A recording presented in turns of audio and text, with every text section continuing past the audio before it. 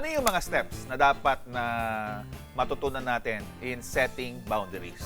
Yan. Ayan. Kasi nga, hirap na hirap yung iba, no? Mag-set ng boundaries. Una, i-identify nyo yung limits. Alamin mo muna. Dapat ikaw ang unang nakakaalam para ipaalam mo din sa iba. Kaya yung susunod na step doon ay communicate. No? Yeah. I-communicate natin ng maliwanag doon sa ating mga kasama sa buhay, sa iba't ibang aspects, no? Family, work, Tama. friends, no?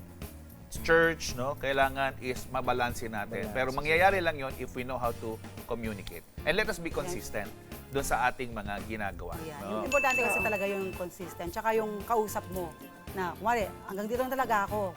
Pag lalagpas ka pa doon, syempre, ibang ano na yon. Yun nga, kasi katulad ng sabi natin kanina, hindi pwedeng oo ng oo eh. You have to, siyempre, kailangan mong sabihin yung nasa loob mo rin eh.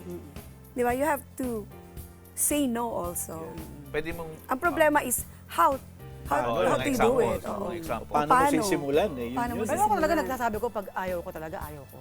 Sa akin, no, bilang sa company namin, Company. no, pagka ako ay may bagong employee, no, hindi ko masyadong pinapadaan sa mga formal steps eh. Kinakausap ko talaga sila na what are your capacity, Yes. what is your time availability, para manggaling sa kanila. Para alam ko din kung ano yung i-expect ko sa kanila. Pag sinabi nilang ganito lang po ang time na pwede kong i-allot at hindi na ako pwedeng tawagan ng ganitong oras, kino-communicate na namin yan sa umpisa pa lang. Kasi pagka hindi at nagsimula na kayong magtrabaho, ikaw bilang leader, may mga naisip ka, kailangan tapusin ito, kaya napapatawag ka, natapos yung labaton. Yung pala, hindi na dapat, no? Pero hindi mo rin alam kasi nga hindi nyo kinommunicate. Can I add to that, Opo, Cabernet? Diyan din pumapasok yung sinasabi nilang mga do's and don'ts, eh, di ba? Para, imabalanse mo at yung limit nung kinakausap mo. Kaya importante yung do's and don'ts sa pag-uusap. Pwede ka naman maging honest eh. Oh, yun Yun eh. lang kasi problema sa iba. Importante Para yun bang eh. akala nila pagka pagtanggi na yung sasabihin nila, guguho na lahat para masisira na agad ang relationship. Hindi po. Kasi Kailangan minsan, maging binibigyan honest. nila ng masamang meaning. Oo nga. Yun nga eh. Kaya niya maganda yan. Yun na Oo. nga. Kailangan maging clear sa'yo Yes. na wala ka namang masamang sinabi. Yun. Sabihin na nilang meron na silang comment sa'yo na negative, hindi mo na responsibility yun eh. Tama. Siguro sila na, yung interpretation na nila ang may problema. So let us give the burden to them. Kasi sila yung nag-interpret nung sinabi mo na hindi naman talaga masama. Because you are just protecting both sides. Diba? Yung sarili mo, at syempre, yung availability mo rin sa kanila. Kasi nga pag na-overuse ka na masyado, di ba? At kailangan maging consistent ka talaga. Yun eh. Yes. Pa-op! Yun kasi problema. Spontaneous Baka yun kasi eh. mamaya, sinabi mong hindi pwede, tapos sa susunod naman pala, Ayun. pwede. Di ba, lilito rin sa'yo yung kausap mo. Akala ko ba hindi ka pwede? Ba't ngayon bigla kang lumilitaw? O, nagbibigay ka rin ng wrong signal. Kaya dapat talaga consistent din tayo. Yan. Yun. Pero dapat follow through with consequences din. Ayun. Like, Diba? Tulad sa akin, sabi ko, pwede ka ba sa ganyan, sabi niya. Ang una ko tinatanong, magkano ang budget? Tapos saan? Diba? Baka Tama naman din. pwede ng ganyan, sabi niya, na budget.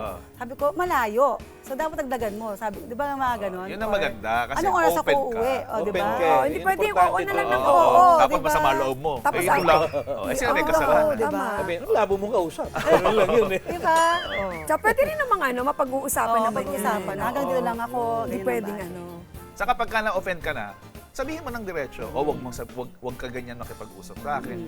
Alam mo, meron namang mga pamamaraan na may respect pa din.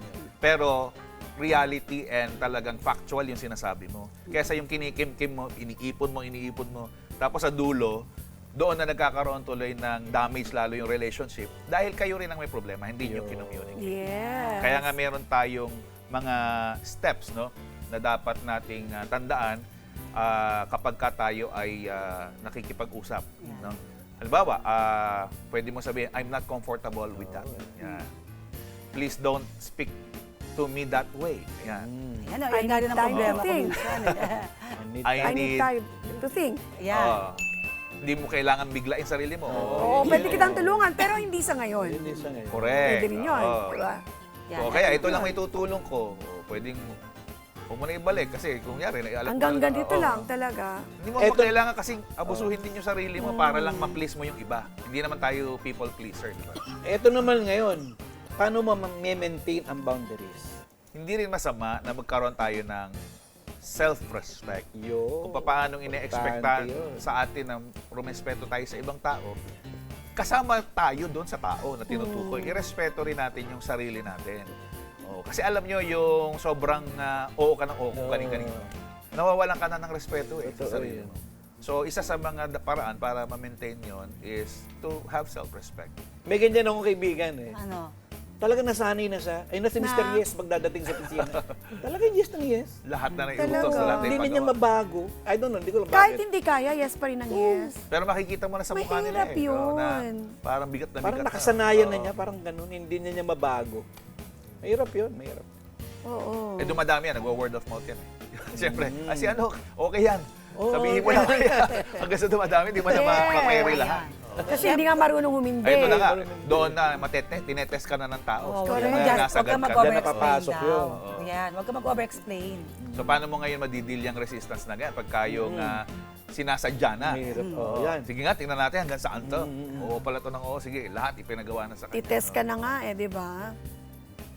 Yan, ito na nga. Pag sinabing ano, tinest ka yung boundaries mo, hanggang saan ba yung boundaries mo? Mm. Di ba ganon? O Ayan hanggang na. saan ba yung limit mo? Nagde-develop ka na tuloy ng guilt kapag ka naging Oo, culture na totoo sa yan. inyo, sa paligid mo na parang hindi ko Oo, na kaya konsensya. pumayaw. Natatakot ka na rin makipag-communicate. Ang ginagawa mo na lang talaga, sunod ka na lang ng sunod. Hindi po healthy yan eh. Sa may isang taong feeling niya, sabi niya, na-abuse na siya. No? Kaya stay firm sa iyong stand. Kaya nga, ang unang-una, identify your limits. So if you are familiar with your limits, alam mo kung hanggang saan ka lang, kailangan maging firm ka doon. Oo. Na hindi ka naman nagigilty na pagka nagsasabi ka ng no. Saka hindi ka rin nagiging selfish kapag ka umaayaw ka doon sa mga ine-expect At sa'yo. saka ilagi ko lang sinasabi sa mga tao, pagka kunukuha ako, hanggang dito lang yung oras ko. Pagka sobra na doon, syempre may bayad na yun.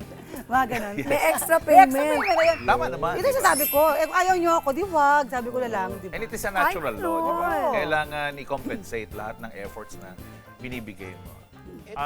Una is, we have to understand na you have the right to say no.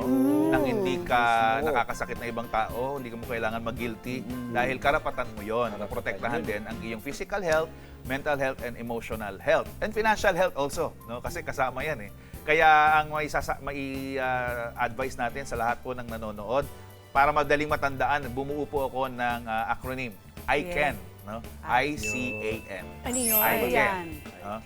Una is identify nga, napag-usapan na natin kanina. Bago ka magsimula, lalo na kung may bago kang relationship, bagong kasal, o nagkaroon ka ng in-laws, o bago ka sa trabaho, no? Ikaw ay mayroong bagong tinanggap na obligation, i-identify mo na agad. Hanggang saan ang pwedeng ibigay mo na time, yung inyong physical efforts, hanggang saan din, no? Yung financial capacity na gagamitin mo doon sa gagawin mo, hanggang saan din. Dapat alam mo na muna.